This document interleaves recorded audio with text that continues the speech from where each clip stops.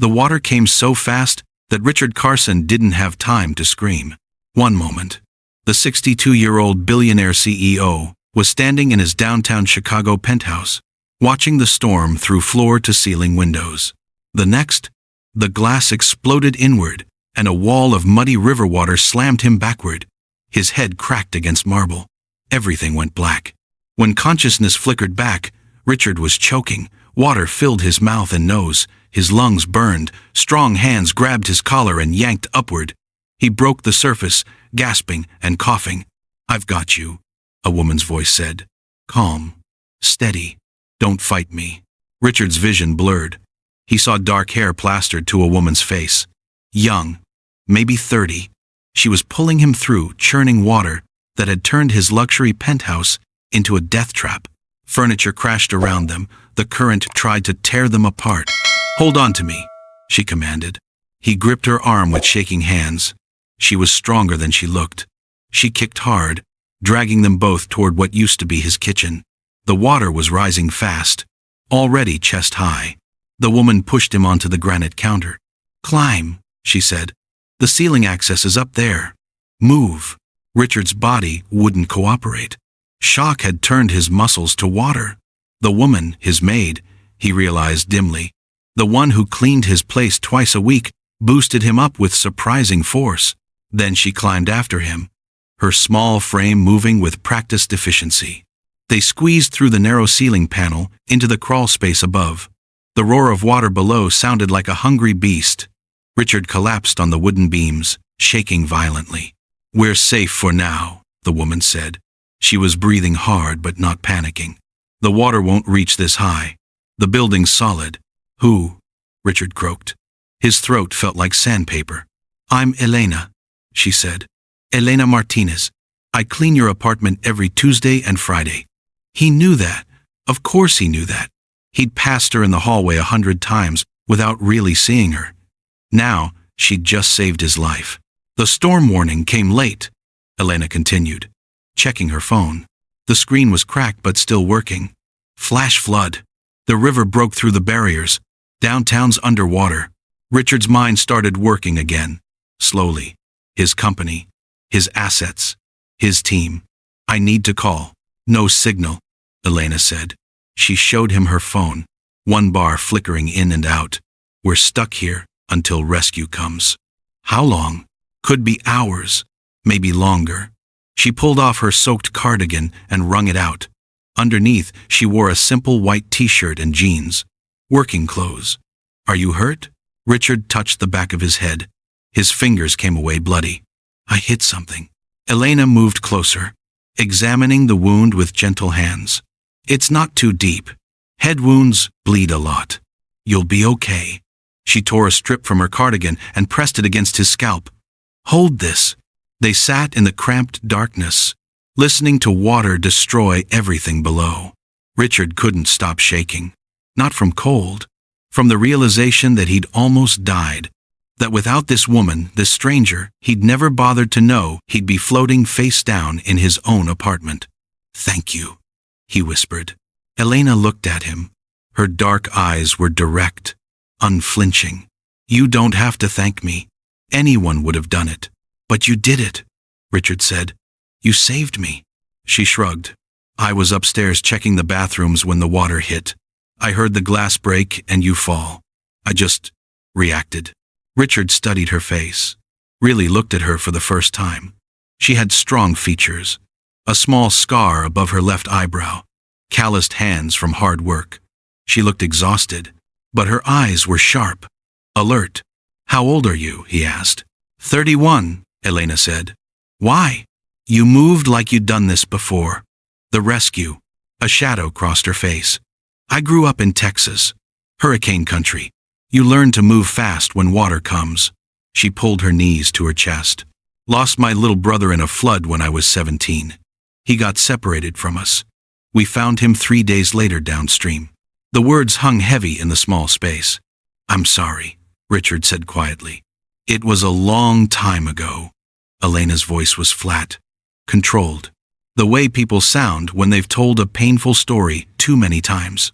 "I moved to Chicago to get away from hurricanes. Guess that didn't work out. Guess not. They fell silent again. Below them, something large crashed. Probably his grand piano.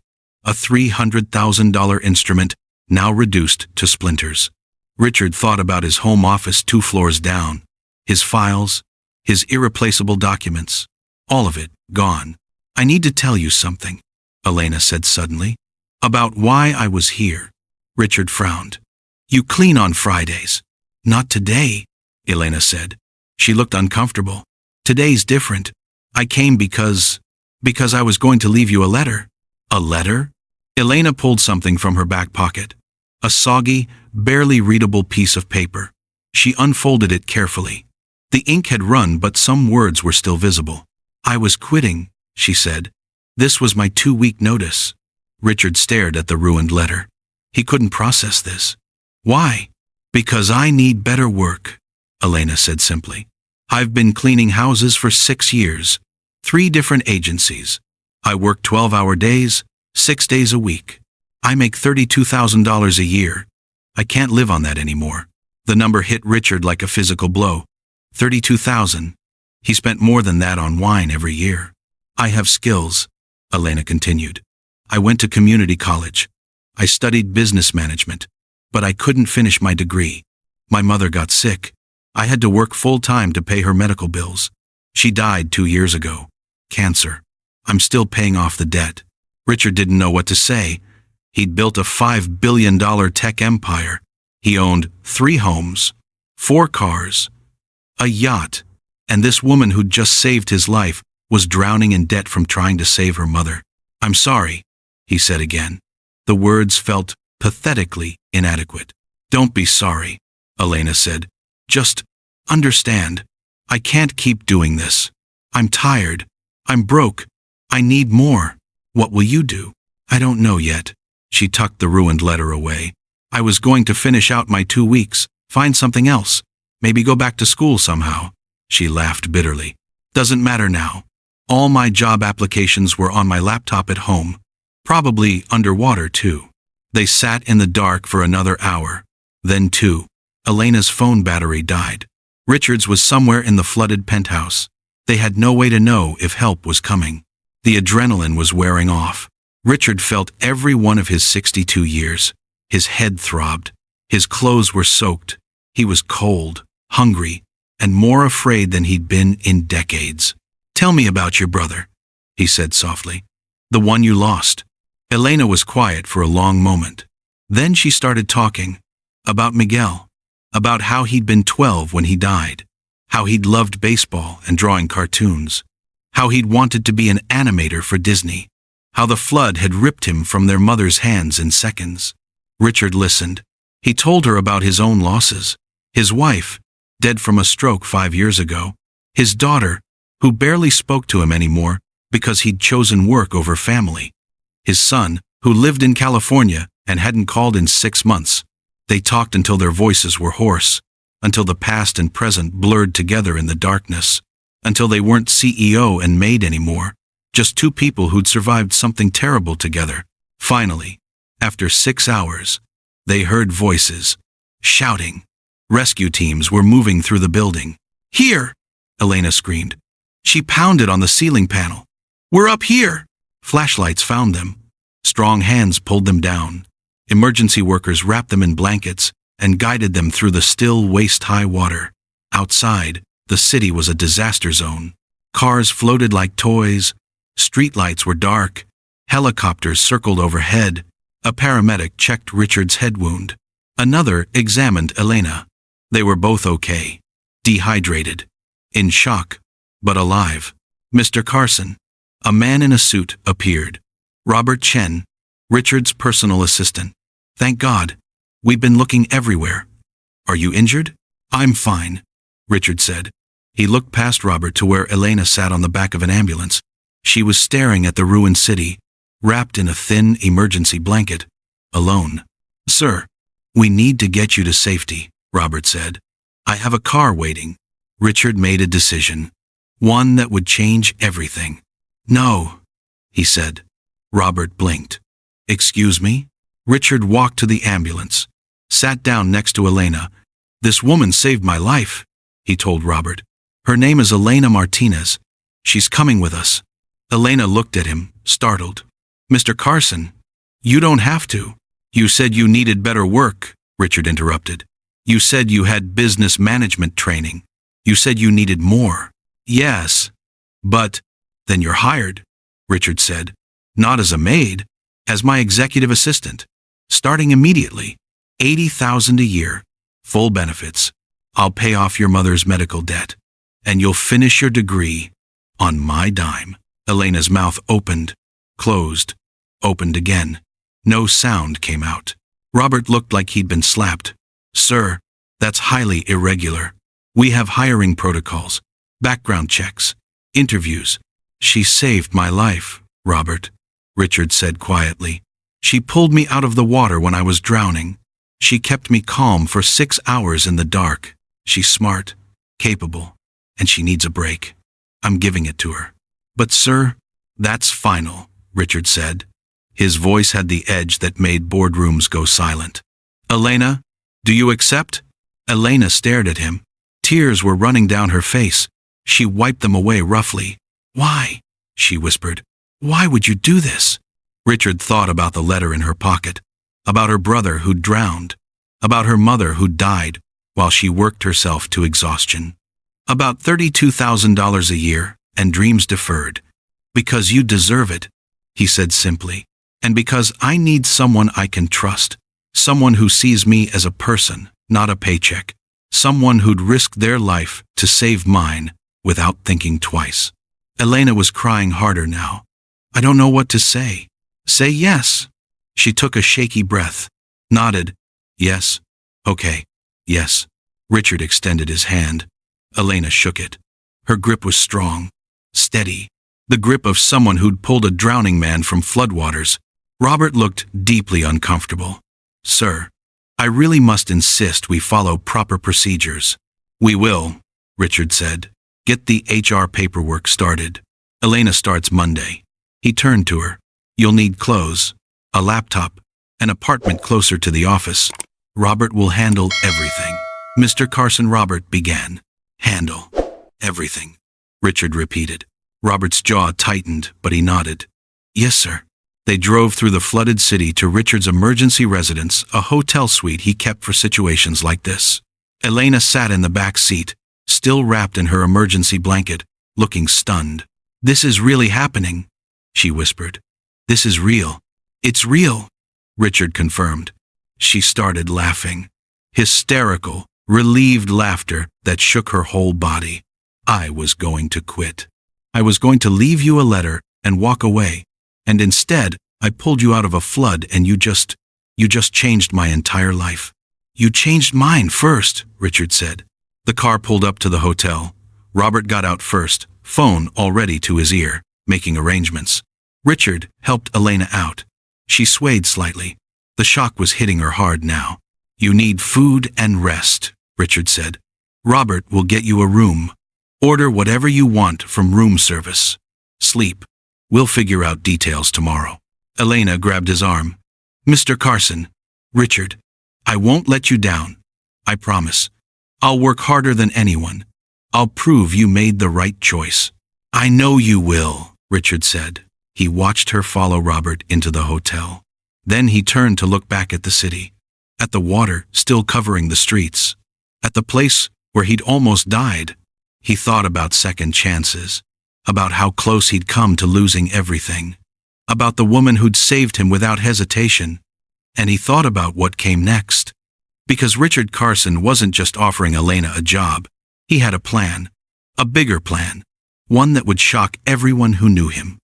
But first, he had to make a phone call. He pulled out the phone Robert had given him, scrolled to a contact he hadn't called in months.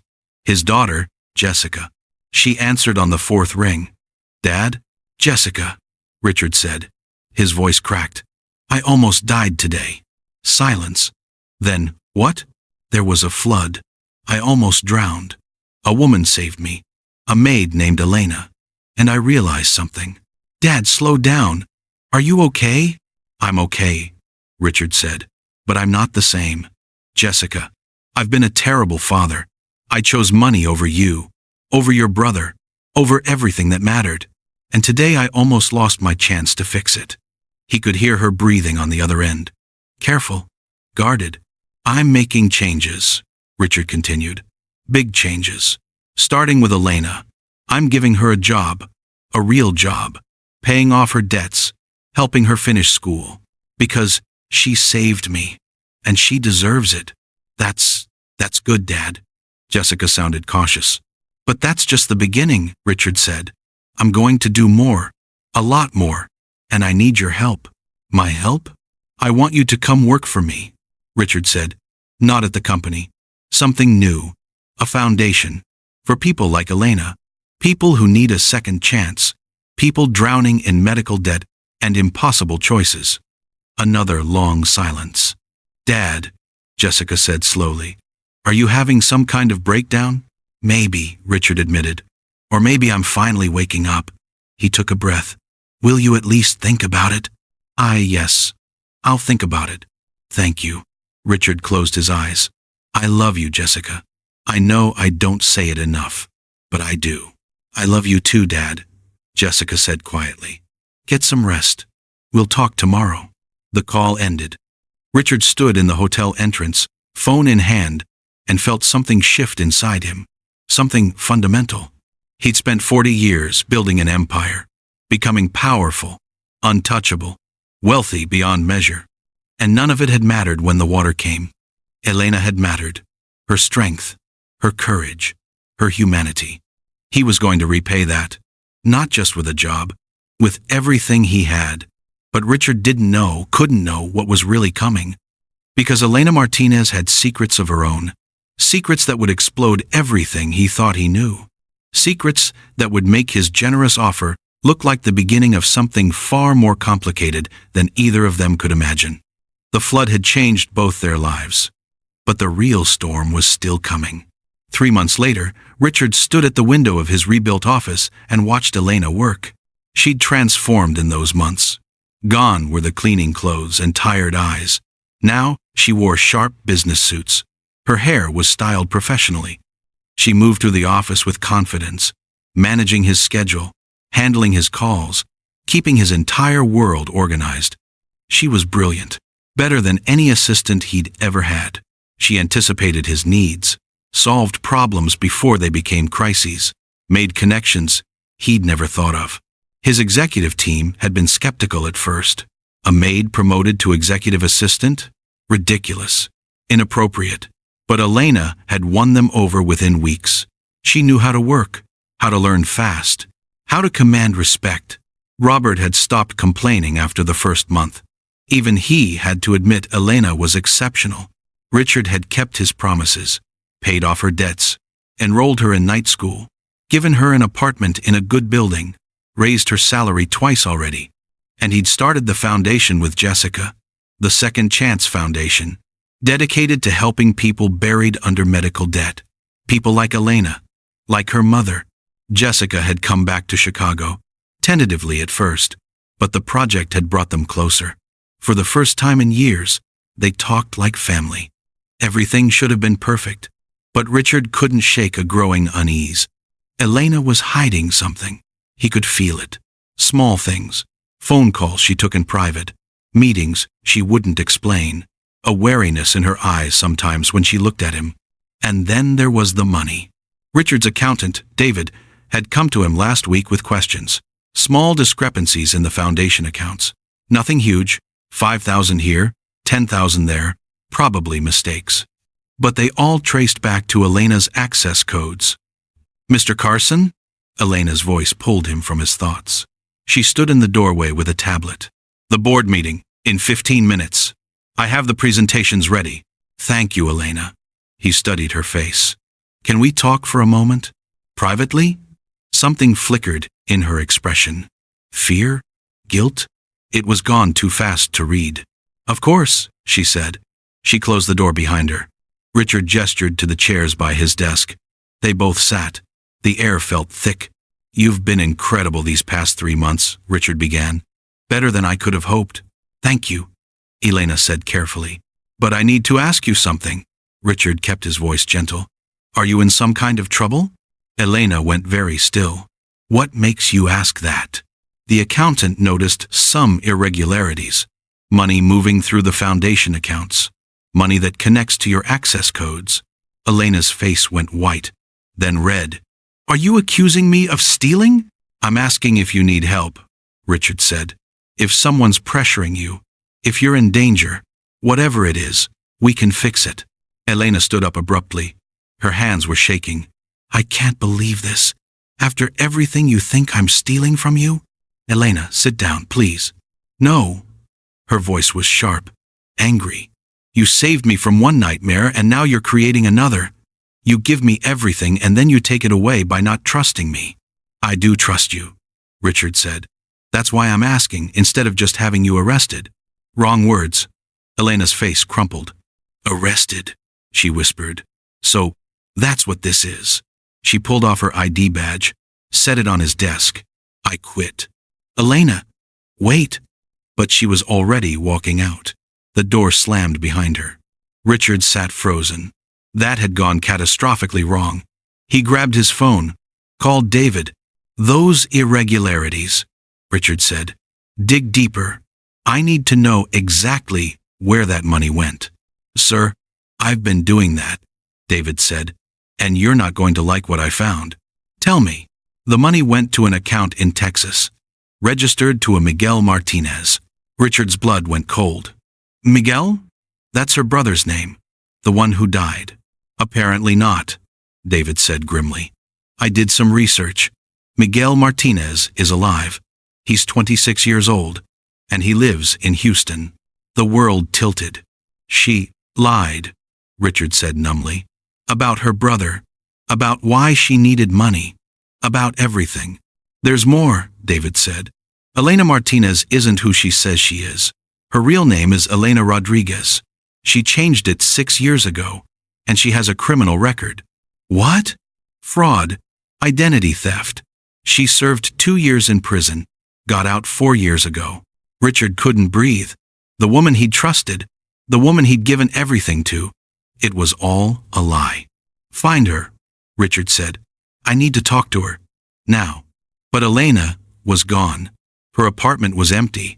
Phone disconnected. She'd vanished like smoke. Richard spent the next week in hell. His executive team was furious. The board wanted to press charges. Jessica looked at him with pity and disappointment. Dad, she said gently, you tried to help someone. That's not a crime. But you didn't do your due diligence. You let your emotions override your judgment.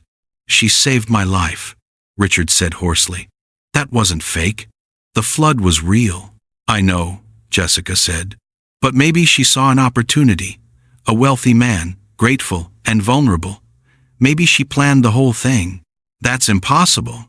She couldn't have known about the flood. No, Jessica agreed. But she could have been ready to take advantage when it happened. Richard wanted to argue, but doubt was eating him alive. And then the letter came. It was delivered to his home address. No return label, just his name in Elena's handwriting. His hands shook as he opened it. Richard, I know what you think. I know what they told you. And most of it's true. My name isn't really Elena Martinez. It's Elena Rodriguez. I did change my name. I did go to prison for fraud when I was 23. But I never lied about the important things. My brother is alive. You're right about that.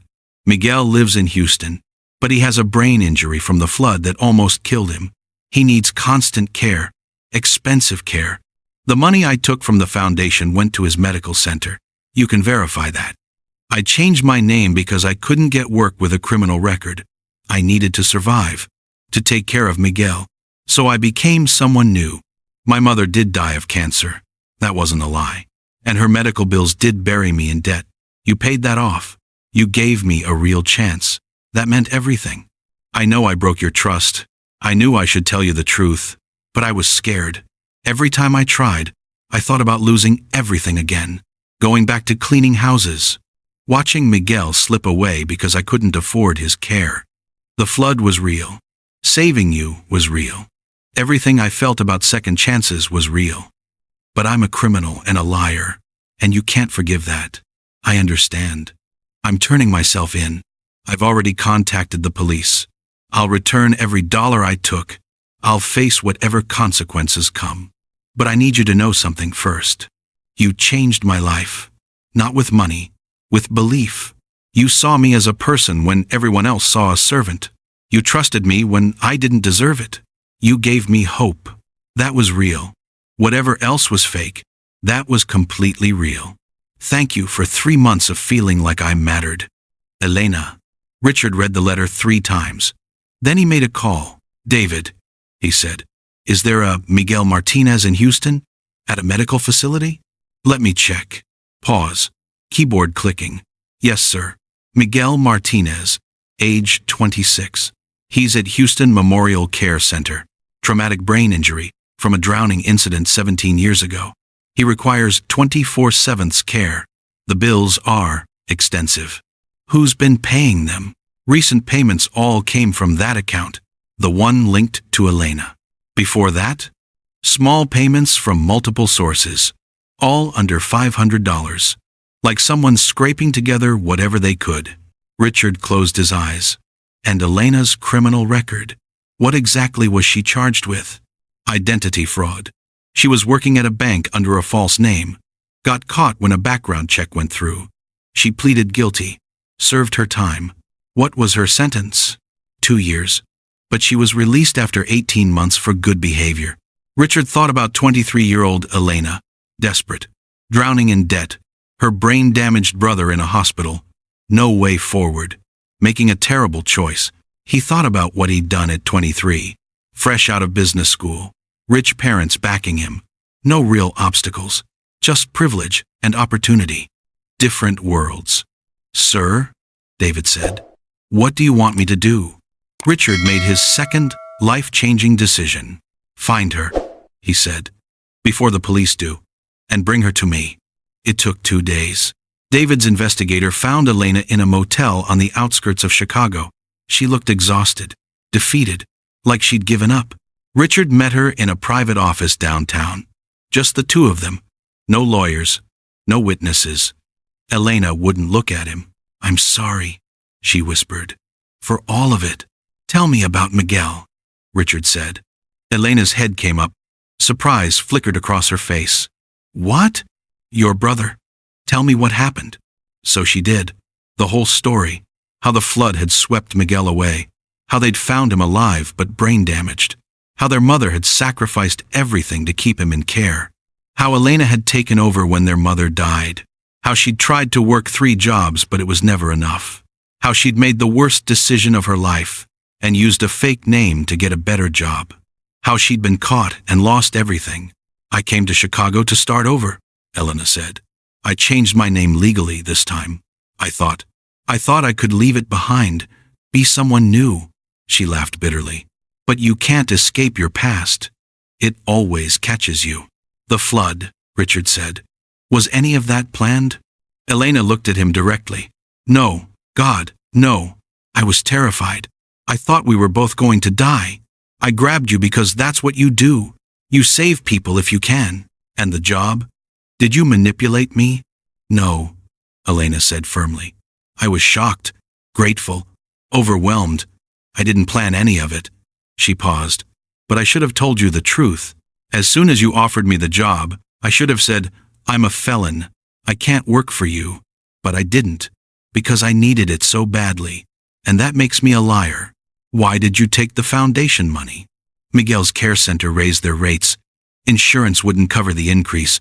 I was going to lose him. Elena's voice broke. I was going to lose my brother after fighting 17 years to keep him alive. So I took the money. I told myself it was okay, because we were helping people anyway. Because the foundation had so much. But it wasn't okay. It was theft. Richard was quiet for a long moment. I'm not pressing charges, he said finally. Elena's eyes widened. What? You're going to pay the money back. Not all at once. We'll set up a payment plan. Something reasonable. Mr. Carson.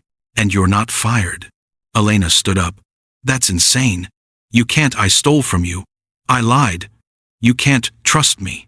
You're right, Richard said. I can't trust you. Not yet. but I can give you the chance to earn that trust back." He stood too. "Elena, you made mistakes. Bad ones. But you made them because you were trying to save someone you loved. That doesn't excuse what you did, but it explains it." "I don't deserve this." "Maybe not," Richard agreed. "But I'm giving it to you anyway. Because that's what second chances are. They're not earned. They're given. That's the whole point." Elena was crying again. "Why? After everything, why would you do this?" Richard thought about his own failures. His daughter, who'd barely spoken to him for years. His son, who'd moved across the country to escape him. His late wife, who'd died feeling neglected and unimportant. All the ways he'd chosen money over people. Success over relationships. "Because you saved my life," Richard said simply. "And because I understand what it's like to make choices you regret. I've spent 40 years hurting the people I love, putting business first, being absent when it mattered. I can't change that, but I can choose to be better now, starting with you." Elena wiped her eyes. "What do you want from me?" "Honesty," Richard said. "Complete honesty. About everything. Your past, your brother, your struggles. No more secrets. Okay. And I want you to let me help with Miguel. The foundation can cover his care properly, through the program, legitimately. I can't ask you to do that." "You're not asking. I'm offering." Richard extended his hand. "Deal?" Elena stared at his hand. Then she took it. Her grip was still strong, still steady, even through the tears. "Deal," she whispered. Over the next year, everything changed again. Elena threw herself into work with fierce determination. She was transparent about everything. Her past, her struggles, her brother's condition. She became the foundation's most passionate advocate, speaking at events about second chances and redemption. Richard visited Miguel in Houston, met the young man who'd survived against impossible odds, who lived in a wheelchair now but could smile and laugh and recognize his sister, who was alive because Elena had never given up. Jessica came to trust Elena too. The three of them built something real, not just a foundation, a movement, helping hundreds of people escape medical debt, giving second chances to people with criminal records, creating pathways forward. Richard's relationship with his children healed, slowly, painfully, but genuinely. His son came back from California. They started having real conversations, building something new, and Richard learned something fundamental. Money could build empires, but it took people to build meaning. 2 years after the flood, Richard stood on a stage in downtown Chicago. The Second Chance Foundation was hosting its biggest fundraiser yet. 2,000 people filled the ballroom. Millions of dollars raised for people who needed hope. Elena stood beside him, not as his assistant anymore, as the foundation's director, an equal partner in the work they'd built together. 2 years ago, I almost died, Richard told the crowd. I was drowning in my own apartment. Everything I'd built, all my money and success, couldn't save me. But a woman I'd never really seen, a person I'd passed by 100 times without noticing, risked her life to pull me from the water. He turned to Elena. She was smiling. Elena gave me my life back that day, Richard continued. But more than that, she taught me what life was for, not to accumulate wealth, not to build empires, but to help each other, to see each other, to give chances when chances seem impossible. The crowd applauded, but Richard kept his eyes on Elena. Elena has a past, he said. She made mistakes, broke laws, hurt people. She would tell you that herself. She's told her story hundreds of times now, helping others understand that mistakes don't define you. What defines you is what you do next. Elena stepped forward, took the microphone. 2 years ago, I was drowning too, she said. Not in water, in debt, in desperation, in the lies I'd told to survive. Richard gave me a second chance when I didn't deserve one, when I'd lied to him, stolen from him, broken his trust. He gave me the chance anyway. Her voice was strong now, confident. The voice of someone who'd walked through fire and come out stronger. That's what this foundation does, Elena continued. We give chances to people who don't deserve them, because that's what grace is. That's what hope is. It's not earned, it's given, and it changes everything. The applause was thunderous. After the event, Richard and Elena stood on the hotel balcony, looking out at the city. The river glittered below them, peaceful now. Hard to believe it had been a killer 2 years ago. I never thanked you properly, Elena said quietly, for believing in me when you shouldn't have. You thanked me every day, Richard said, by being worth believing in. Am I, though? Elena asked. Worth it? Richard looked at her, at the woman who'd saved him twice, once from drowning, once from a life of empty success. Yes, he said simply. You are. Elena smiled. The real smile. The one that reached her eyes. So are you, she said. That's what I learned. Everyone's worth saving. Everyone's worth the chance. Even billionaire CEOs who don't know their maids' names. Richard laughed. The sound felt good, genuine. I know your name now, he said. Elena Rodriguez, she said. The real one. No more hiding. Elena Rodriguez, Richard repeated. Thank you for saving my life. Thank you for saving mine, Elena replied. They stood together as the sun set over Chicago, two people from completely different worlds who'd found each other in the worst moment, who'd built something meaningful from disaster. The flood had taken everything, but it had given them something irreplaceable, a second chance, for both of them, and they'd taken it. The city lights shimmered below them, reflecting on the water that had once nearly claimed both their lives. Richard leaned on the balcony rail, the cool night air brushing his face. Elena stood beside him, her hair moving gently in the breeze. For a moment, neither spoke. The silence carried all the things they didn't need to say. I used to think power came from money, Richard said at last. From being in control, from never needing help. But real power? It's the courage to start over, to admit you were wrong. Elena looked at him, eyes soft with understanding. And to forgive, she said, even when you have every reason not to. He turned toward her. You forgave me too, for judging you, for not seeing you before the flood, for being the kind of man who needed a disaster to open his eyes. Elena smiled, a tear slipping down her cheek. Maybe we both needed the flood, Richard. You to see people again, me to believe people could change. The streetlight flickered below. Somewhere far away, a siren wailed and faded into the night. Richard reached out and took her hand. Whatever comes next, he said. No more pretending. No more debts between us. Just two people who refused to drown. Elena squeezed his hand. We didn't just survive, she said. We rebuilt. That's what matters. They stood together as the wind shifted, carrying the scent of rain, a reminder of everything they'd lost and everything they'd found. The flood had taken their safety, their secrets, and their pride. But from its wreckage, it had given them something more powerful than wealth or forgiveness. A second chance earned through truth, courage, and compassion. And that was the legacy they'd pass on. What would you have done in Richard's place? Could you forgive someone who lied to you but saved your life? Tell me in the comments below, and don't forget to subscribe for more emotional, true-to-life stories that touch the heart and remind us what really matters.